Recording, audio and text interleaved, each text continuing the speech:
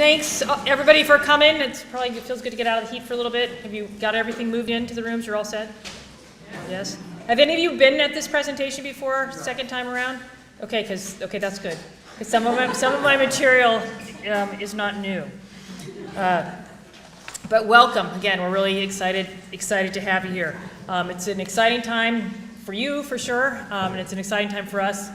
We like the summer and having some time away, but we are really excited when the students get back because you start to sort of feel like you're doing all this work, but it's really in service to be prepared for working with your children when they get here. So everyone's really excited. I was down at the football arrived already, and they were down at a picnic earlier this afternoon. It was really exciting to see the students start to get back on campus and get ready to begin preseason and training and get back to work.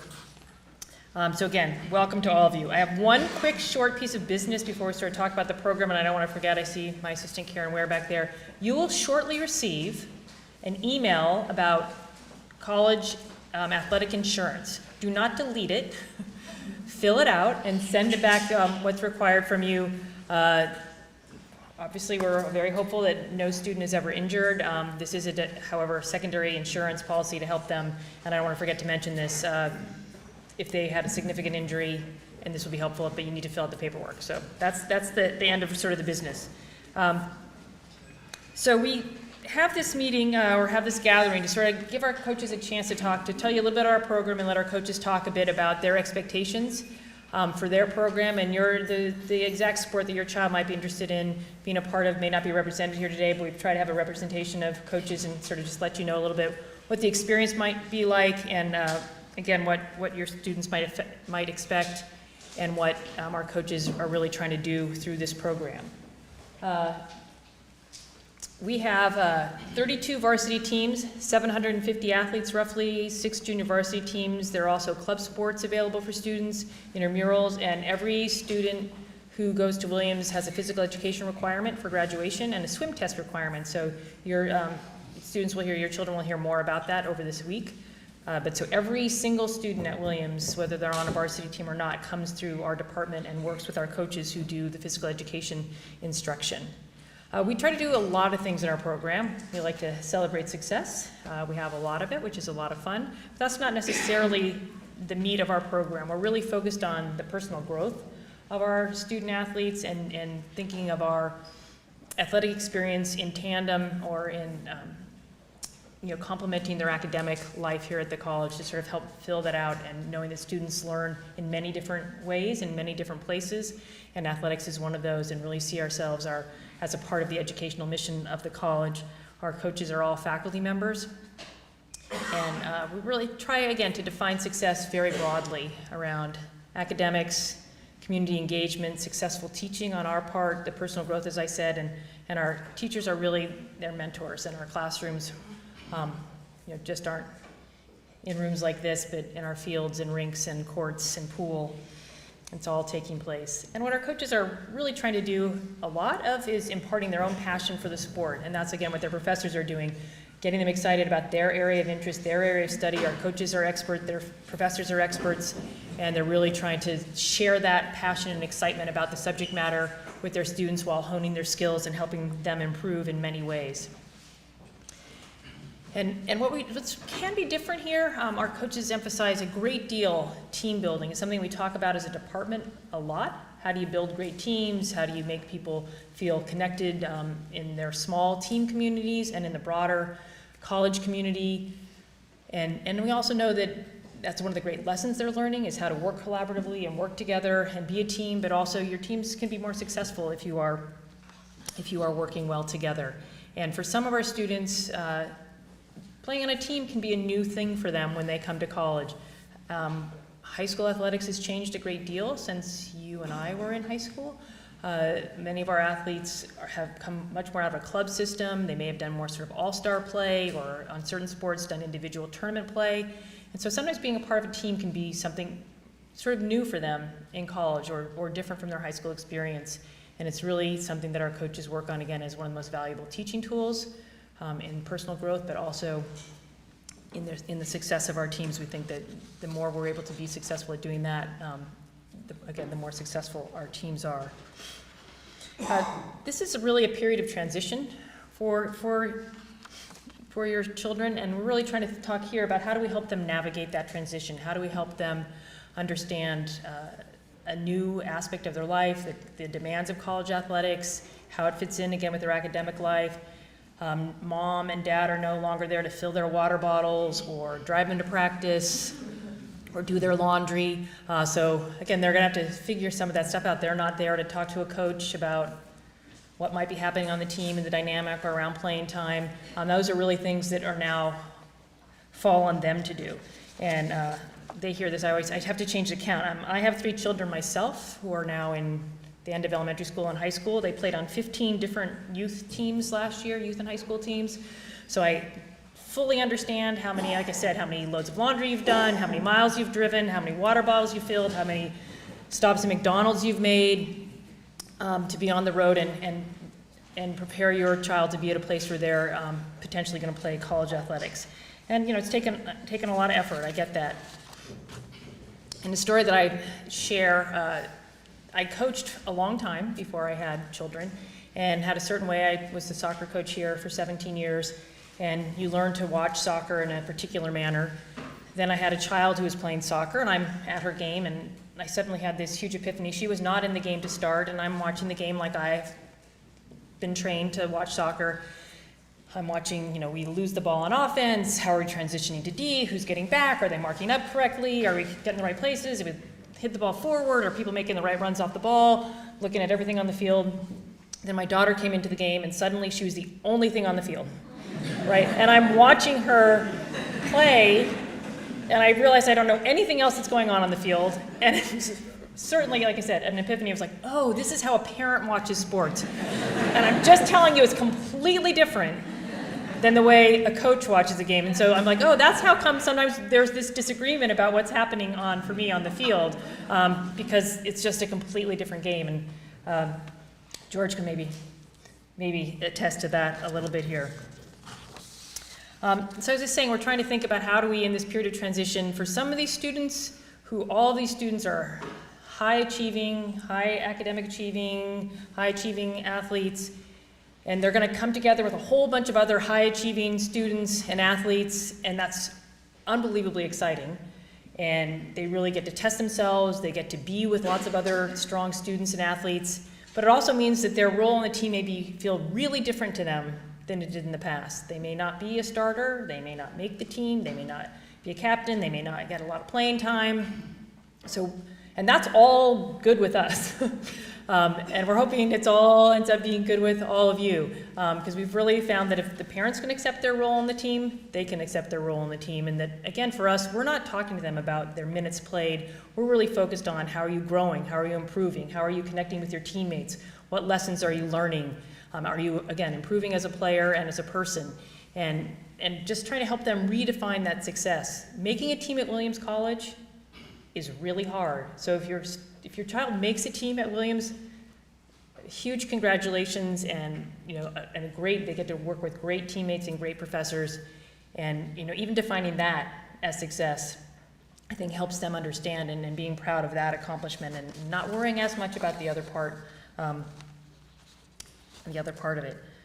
This is also a quote I usually share at this about, we disservice our children when we lose perspective and when we don't leave room for those failures through which our children can tell us who they really are. We show them our love when we set aside expectations and watch, holding our breath, as they wander down the paths we never imagined to discover their own true gifts. And we're hopeful that our coaches are guides on that path, and they're helping them to discover those gifts and working with them as they become adults to find what that looks like. And we're going to hear now from our coaches again, like I said, to talk a little bit about their teams, their expectations, the work that they do with students, just give you a sense of what it might be like for their students. And I'll just briefly introduce people first, and then we'll go into it. Kevin App is our men's basketball coach. Megan Gillis is our women's ice hockey coach. George McCormick, our men's lacrosse coach, and Allison Swain, our women's tennis coach. Go, Kevin. Wherever you want to go. You can just sit there if you want, or you can come up, whatever you want to do. I just want to turn. Wherever you want. As Lisa just said, I'm Kevin App. I'm the men's basketball coach. I'm starting my third season here as the head coach. I previously had the chance of working at Williams as an assistant as well, so I've been around Williams now, fallen in love with Williams and Williams athletics now over 8 years. And I just, quickly wanted to say congratulations and welcome to Williams. It's a tremendous accomplishment of your sons and daughters to be at Williams as a student athlete. I think it's one of the best places to be a student athlete. And, I can guarantee they're going to learn a lot in the classroom and with their team. I think our athletic department as a whole all views ourselves as educators more than just coaches and being involved with a sport. I take great pride in having my title be assistant professor and not just basketball coach, because I think it touches on what we all feel we do, and that's teach and educate them through a sport. We don't teach through history, we teach through whether hockey, tennis, lacrosse, or basketball. And I think there's valuable lessons in that. So I just wanted to say, first of all, congratulations, and your sons and daughters, and you guys are in for a tremendous 4-year experience. I've thought about what to say a little bit. I forgot to write down what I said last year, so I had to start back over. But I really just want to touch on a couple things we talk about in our program. The parents of the student athletes that are starting here probably got a letter from me. We have our core values in our program, and every year I send them out to our parents and kind of touch on how they relate to being a parent of one of our students. So I just want to touch on our core values. The first two that came to my mind that we talk about all the time are appreciation and selflessness. And, when talking about or thinking about what to say in those two, for our guys, we really talk on, appreciating the chance to be a college athlete. Not everybody gets that experience. Appreciating being able to have that competitive aspect a part of your life. That's what drove me into coaching was you don't always get that in your career life. To have that in college is a truly, kind of special experience. And then the selflessness part, as Ms. Melendy touched on, you're coming into a college athletic environment where your probably role is going to be different than it has ever been. And accepting that and really being a part of a team. So I think my advice in those two areas that I thought of was my college athletic experience. And when I was a high school student, I started by my junior year, was the leading scorer when I was an underclassman, was a captain my senior year, and it was kind of an upward trend. I had advice back then to look at a school in Western Massachusetts called Williams College, but I was good in math, so I said, why would I look at an art school? So I was one of those guys that I try to educate now in high school. So I went to Cornell University to be a civil engineer, to not even play basketball. So now I'm coaching basketball. So I went to Cornell to be an engineer. Had the opportunity to walk on the basketball team. And why do I touch on that is that my expectations were completely different than most of my teammates. My expectations focused on being a part of a team, having the competitive aspect of playing a sport again. And building relationships, and those were my expectations. They weren't playing time, they weren't stats, they weren't any of that. And I think I actually was able to appreciate it and be a better teammate than some of my teammates. The guys that struggled were the guys that came in with different expectations. So that would be my first bit of advice and how it relates to a couple of our core values were, not only what are your sons and daughters' expectations, but what are your expectations? If they're about tremendous relationships and about your son and daughter being educated and learning lessons, and being able to be involved in a competitive atmosphere, they're going to have a terrific time. If they're about individual accomplishments, there might be room for some disappointment. And, so that would be my first advice. What are the expectations? And to kind of steer your sons and daughters' expectations. I can tell you my parents came to, I think I had 30 games my senior year all over the country. They came to 24 of my 30 games. Up until my senior year, I'd played 12 career minutes, so I don't think they were expecting to see me play.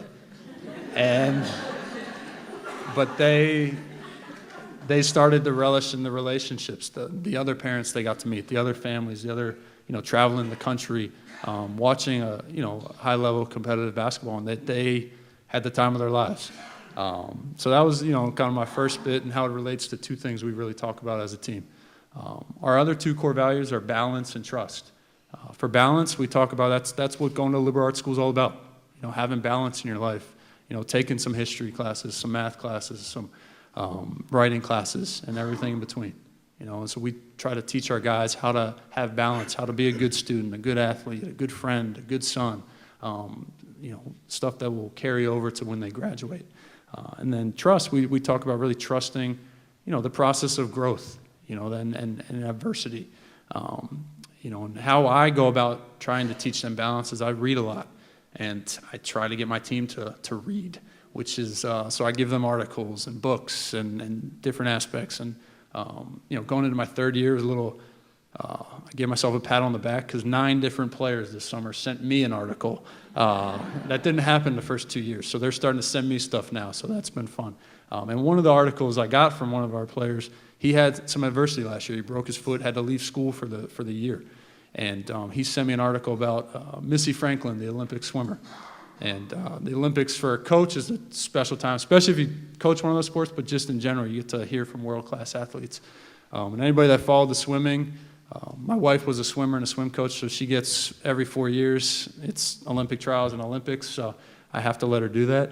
But Missy Franklin, last Olympics 4 years ago, was one of the faces of the Olympics, won 5 medals, set world records. And since then, she had, some struggles. She still made the Olympics, so, don't feel too bad for her. But she was no longer the favorite this Olympics, and she had some great articles. And one quote that I just wanted to share from the article one of the members of my team sent me was, she said, "I always had this idea in my head of the person that I wanted to be when I was going through challenges. To be blatantly honest, when I was 17, I had never been through any. My career had been up and up and up. I had never really struggled before. And I just thought that was worth sharing and, talking to my team about and sharing today for you guys because, as Lisa said, a lot of, people were the starters, the team captains, the leading scorers on their team. And it might be the first time they face some struggles in their role. It might be the first time they get a C in an academic class. And that was just going to be my second part of our question advice is, for when that happens as their parent, challenge them, to be the same person they were when things were going great, to learn from what they're going through now and get them to understand and trust, as we talk about in our program, that it's actually going to make them learn more than when things were just going well for them. And then also, again, ask yourself, are you going to be the same parent you were when things are going well? Are you going to be the parent that says, hey, let's learn from this, or how hard are you working? Are your actions aligned with your goals? Are you going to be the one that calls the coach or says you can quit the team or says maybe you shouldn't major in econ if you got a B- in your first econ class? So that was just my second advice.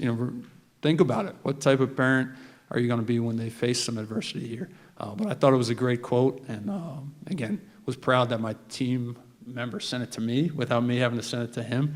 So hopefully that means it resonated a little bit more. But again, those are 4 things we talk about in our program, and just 2 little kind of stories and quotes I wanted to share. But for us, we really harp on trust, appreciation, balance, and selflessness. But again, really just want to end with congratulations. You've done an unbelievable job so far to get your sons and daughters here. And, we're going to do our best to make this 4 years special for them and make sure that they leave here learning a ton by being a member of our team. So thank you.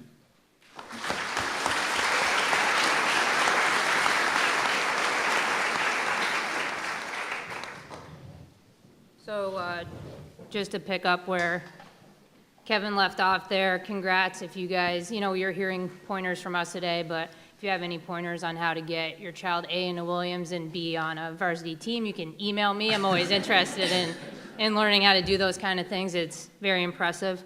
And just what I'm going to talk about is a little bit bigger picture. So one of the goals for our program is how is this going to enhance and enrich your overall experience here at Williams, and how are we going to prepare you for post-collegiate endeavors? And what's exciting for me as a coach is you have people at the prime, knock on wood, of their career. They're so passionate about their sport. It's the last competitive team, more than likely, all of them are going to play on, but they don't have to worry about who's coming to watch my game, what club team am I going to play on next, what coach is there seeing me. It's over, right? They just get to play their sport for the purest sense and have a lot of fun with it. So that's our job, is to help them in that journey. And, you know, who they were when they arrived at high school on day one was completely different than who they were on the last day of senior year, and who they are today is going to be completely different than what they're like graduating here in 4 years. So I think just remembering that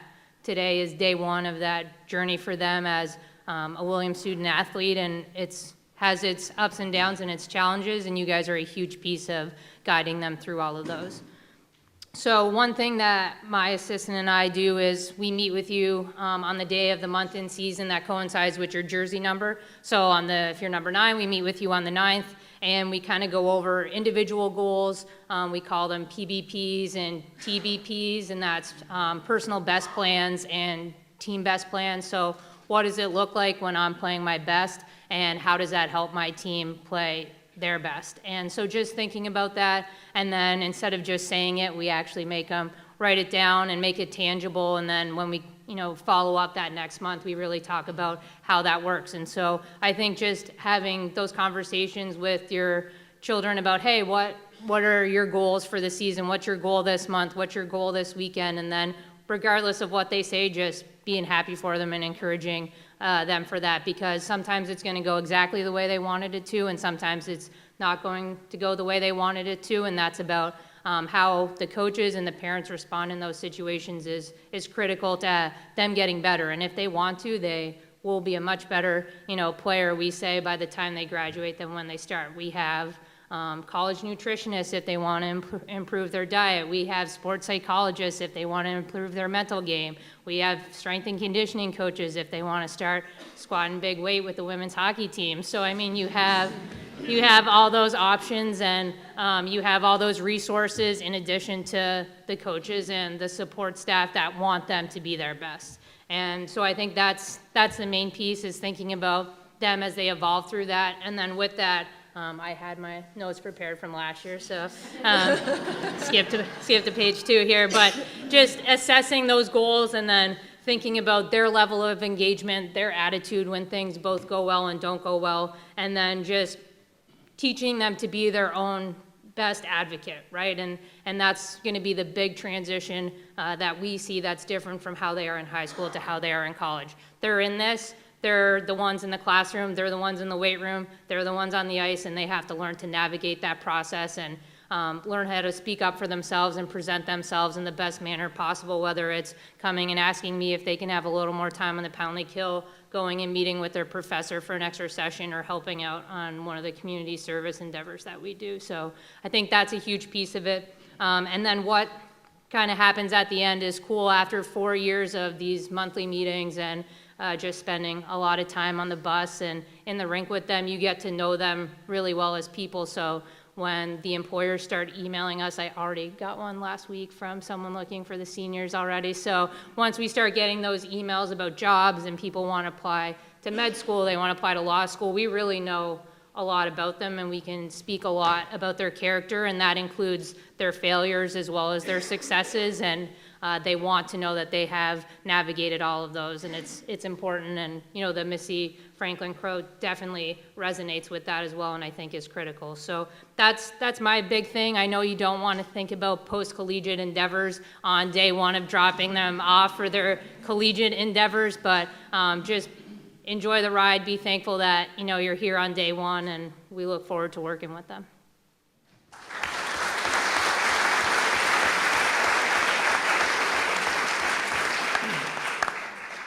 Hello, everyone. I'm George McCormick. I've been here for 16 years, coached both football and lacrosse. Just recently retired from football, which was about 3 or 4 years ago. I have a unique perspective because I sat right where you guys are for both my oldest and my second son. So they're both in college right now playing lacrosse, and I remember dropping them off and sitting in the same meeting and just sitting back. It's a big deal. I mean, I just remember sitting there and just kind of that transition from high school onto college. was exciting. It's a little scary, you know, but a couple of things I'd like to pass on to you. Some of you probably already have children in college. Some of you, this might be your first child going to college. It's okay just to let go. Just let it go. You know, you don't feel as though you have to, you know, stay on top of their athletics all the time. It's really important to have that feeling of trust with the coach and trust that you've already done all your work. You found a great college. You found a great athletic department. You found great coaches. They're there, and they have your children's best interest in mind. You have to, and that's really will allow you to sleep at night and kind of relax a little bit. Because I think when you're in high school, you're just so heavily involved in what they're doing. And it's a big deal, and you're literally running the concession stand. You might be coaching. You're certainly driving them, but you're involved in every single aspect of it. So that transition into college is a big deal, but it's a good thing. It's your child will grow tremendously within the first year in regards to advocating for themselves, in regards to, again, figuring it out. And because when you're not there to figure it out for them, they will figure it out. They'll figure it out. They'll get stronger, you know, mentally, physically, or emotionally. So first thing is let them go. Second thing is, you know, when you do talk to them about sports, and Kevin touched on this, you should have measured expectations. Because everybody that we recruit, including your children, are excellent athletes and students and people. And so they're all super competitive. So being a starter, all right, as a freshman, probably not a realistic expectation, right? I'm not, and if it does happen, that's awesome. But probably it's more about, hey, you know, how you doing in the classroom? You know, do you have some friends? You know, how's the food? You know, how's everything else? You know, it's really about just not really even going there, you know, and just being, you know, being a support unit for your son or daughter. And then let them tell you about what's going on, you know, instead of kind of, hey, you know, are you going to start? Are you going to play? You know, staying away from all that stuff and just being like, hey, you know, are things going well? And that they'll tell you. But like I said, they'll figure it out. And I try to reach out to my parents and let them know that they are always, all right, I'm always open to talking to them as long as it's not about playing time, and as long as it's not about strategy.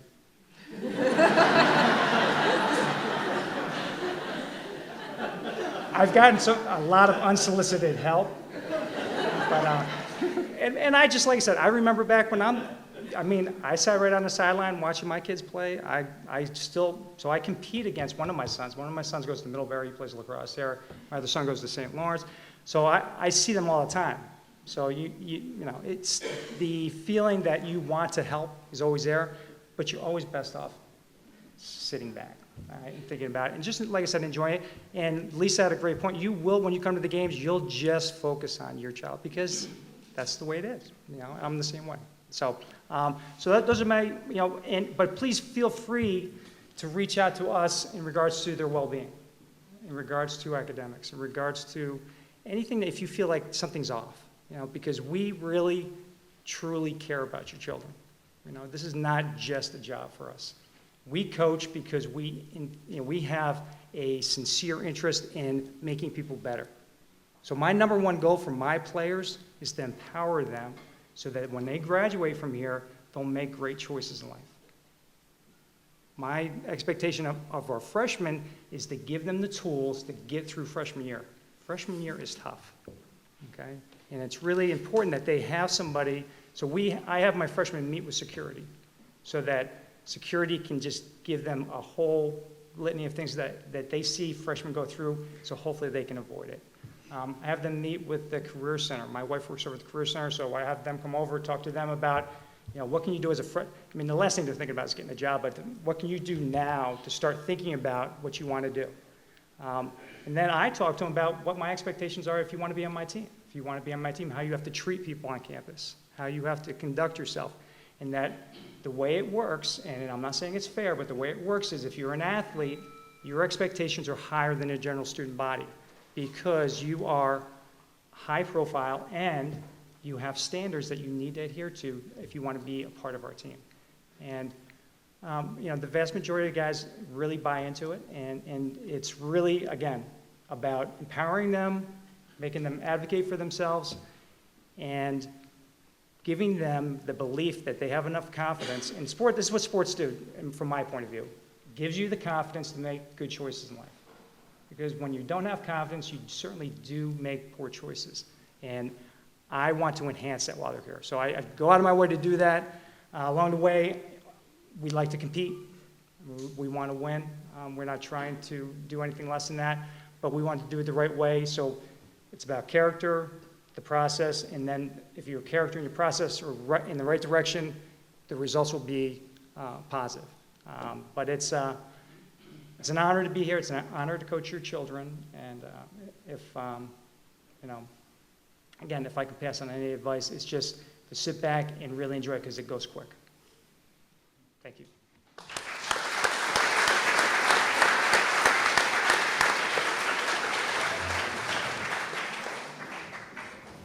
Okay, thanks.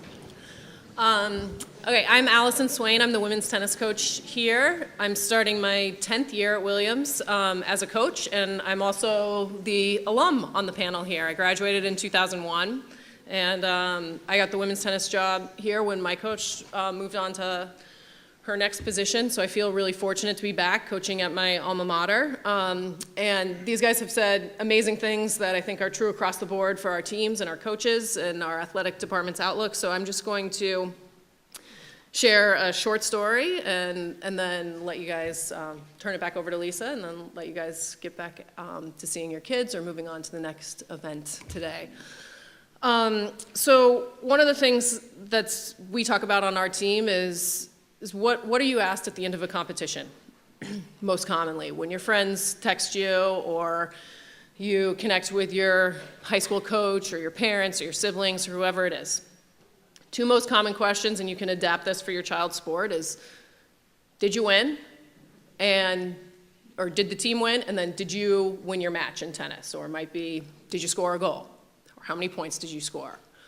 Those are the questions that are most commonly going to be asked of your child. And there's a lesson that's relayed to them in those questions. They're not bad questions, but the message is winning's really important, right? And you having a direct hand in that is very important. So one of the things we talk about on our team is how, as a team, coaches and players, we can create an atmosphere where the value each person has to our team is not based on did the team win? Did you win your match? So one of the things we do at the end of our practices is we ask, as we're stretching in our circle, who helped you get better today? And our team will go around and they'll say, Leah, she was working so hard and hustling so much in this drill that I was doing with her. She helped me get better today. And at the end of the day, that's what it's about, right? If you're helping somebody get better on your team, if you're focused on that, you're going to be getting better yourself, and you're adding value to the program. And that's something you can do every single day, not just on match day or game day. So in addition to these guys kind of talking about expectations and values and things like that, I think that's just a good reminder for something we do on our team to try to create our own value system that is not dependent on your playing time, but dependent on what you're doing every day. And that was a little bit of a tough lesson for me to learn as a player here at Williams. I came into our tennis program and we were kind of building at that point, and I was a starter from freshman year in both doubles and singles. In tennis, you can play doubles or singles, or you can play both, or you can be in the lineup for none. From freshman year through my junior year, I was always in the lineup for both. And we kept getting better every year, and our team kept doing better, and it was great. And my senior year, at the end of the fall season, spring is our main season, we have a non-traditional fall season, my coach told me that I wasn't going to be playing singles in the spring. We had a lot of really good freshmen on the team, we had a lot of good returning players, and I wasn't going to make the lineup. And it was the first major individual setback I had on our team. And it crushed me at the time, and I didn't understand. And I remember getting on the phone immediately with my mom and talking to her, and I don't remember exactly what she said to me on that call, but I do remember a couple of things that she did not do. She did not email the coach. She did not call the AD. She did not tell me my coach was crazy or my teammates weren't as good as I was and what Did they know? But she talked to me, she let me be upset, I'm sure she empathized with me, and the message that I got from her as I processed this was, you need to go talk to your coach, and you need to have a conversation with your coach if you're this upset. So I remember kind of mustering up some courage and going into my coach's office and asking her to explain to me why. And that wasn't an easy conversation for me to have at 21 years old when I hadn't had to have a conversation like that before. But she had a great conversation with me, and she was supportive at the same time as kind of telling me the hard facts of why I wasn't as good, and I wasn't as good as those other girls in singles. But then the most important message I got out of that was, you're still a captain, you're still a tremendous leader of this program, you're gonna do amazing things this spring in practice, in matches and doubles, with bringing your teammates together off court that are gonna make us who we are as a team. And she made sure I understood my value. And that spring, that's what I did with my co-captain. And I actually, that spring, started coaching singles. So you play doubles first. I played doubles, got off the court, and we didn't have an assistant coach back there then, so she put me on court coaching singles. And that spring, we made it to the NCAA tournament. The year before, we had lost in the quarterfinals to Trinity, Texas. They had ended up winning the whole thing. My senior year, Trinity, Texas was hosting the NCAA finals.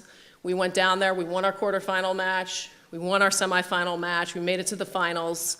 We're playing Trinity, Texas on their home courts in May at 100 and whatever degrees, and we won.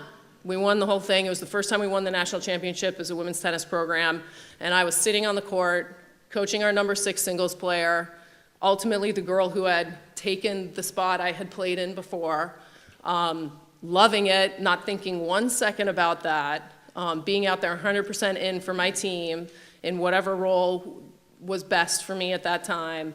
And I can tell you, she won her match. It was a really important point for us to win the match overall. I don't think I win that match, but I think that year and that spring helped me figure out all the things that are really valuable in a team that you can contribute regardless of playing time.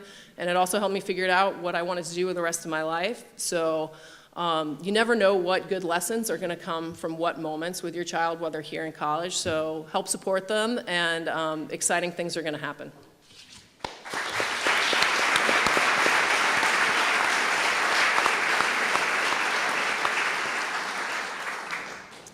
Thanks. I just have a couple of quick remarks, and if people have questions, trying to leave a little time for that.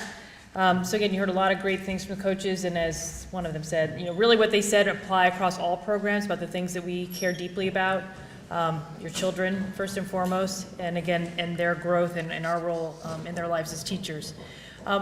One thing we also realized that when we welcome your children, we also welcome you to part of our athletic family. Many of you have probably already bought or will don some Williams athletic gear and show up on our campus and other campuses in those clothing. And we're excited about that, and we like your cheering and your positive voice in the stands.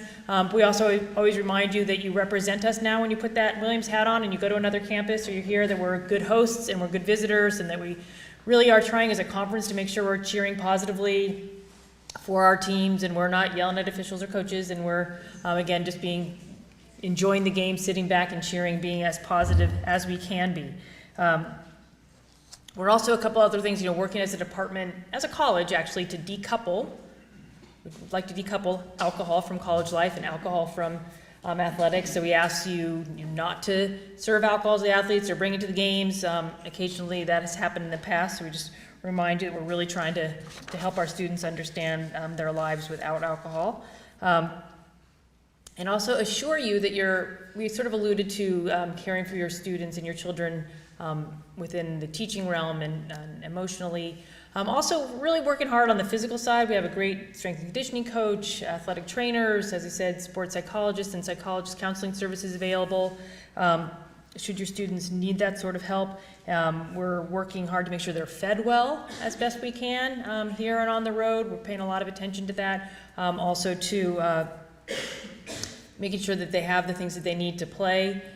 here and be protected as they play in terms of protective equipment and so on. We're working hard on lots of things in the college. Another one is making sure it's as affordable as possible for families.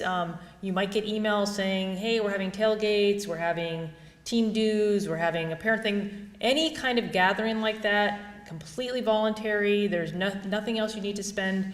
You need to send a check for your child to play, or we are making sure they will be fed after games. We're making sure that they are, again, have equipment, and if there's a problem purchasing some piece of equipment that's required, we have some funding available to help students with that.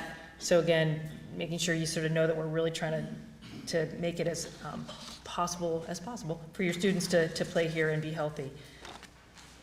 So again, I know we'll have a lot of normal ups and downs this year, but we're really looking forward to a great year with you and your children as athletes here on campus, and it's really exciting and a lot of fun. I know it's always fun after the recruiting to sort of really have the students come to the team and see them with their teammates and how that all develops. So I will just leave you then with what George says, is this is your time to just sit back, relax, and you just get to cheer for your team. Thank you.